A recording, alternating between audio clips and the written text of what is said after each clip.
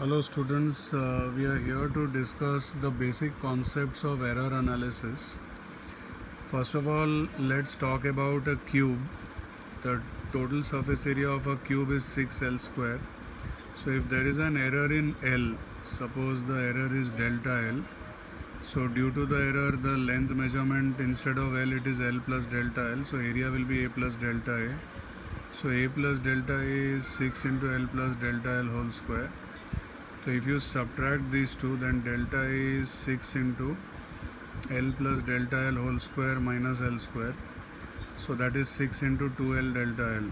Now if you divide delta A by A, means this by this, then delta A by A is 12L delta L by 6L square, that is 2 delta L by L. Now if the error in measuring L is 1%, that means delta L by L is 1%, then delta A by A will be 2%.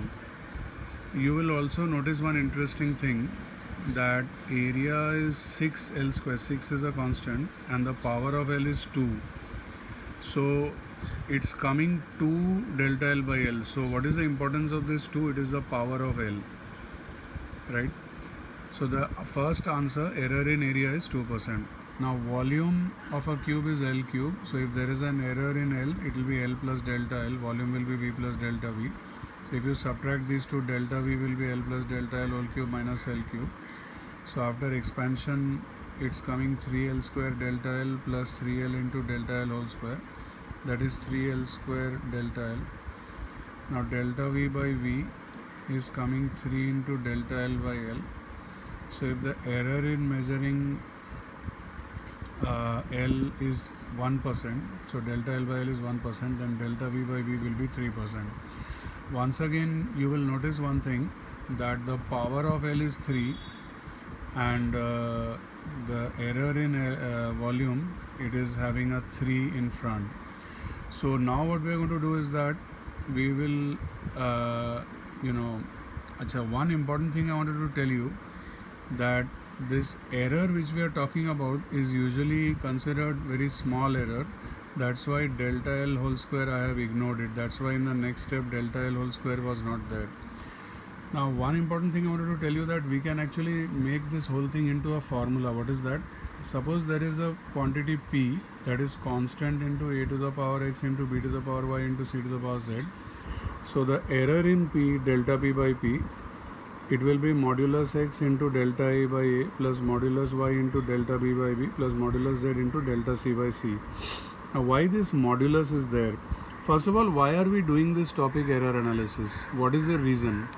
See, in physics, all measurements are done in the lab, and in the lab there might be some mistakes in measurement. We are interested what is the maximum error that may arise due to the mistake, the maximum error. So for maximum error, if any of these indices is negative, you must convert it to positive. Let me give you an example. Suppose time period of a pendulum is 2 pi root L by G. So that is 2 pi into L to the power half into G to the power minus half. So the error in time period delta T by T, if you use this new formula which I have given you, so it will be half into delta L by L. And since you are doing modulus of the index, so modulus of minus half will be half, so half into delta G by G. Now what does this mean? You want to know that if you are measuring time period of a pendulum, what can be the maximum error? So maximum error will happen when the person measures length a little more than he is supposed to, and the person measures G a little less than he is supposed to. So the measurement of L will be a little more and G will be a little less. So if the denominator is less, the overall thing will be more.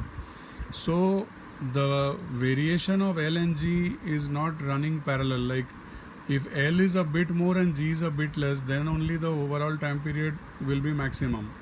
So to achieve the answer, the only way to go about it is you find the actual error in L, whatever is the actual value, that is delta L. What is the error in G, the actual value? Suppose that is delta G, right? And then you just write the index with a positive sign. So automatically what will happen, I'll give you one example. Suppose if the length measurement is 1 centimeter more, then delta L will be 1, and if the gravity measurement is 0.1 meter per second square less, so you just write 0.1, don't write minus 0.1. So automatically you will get the maximum error.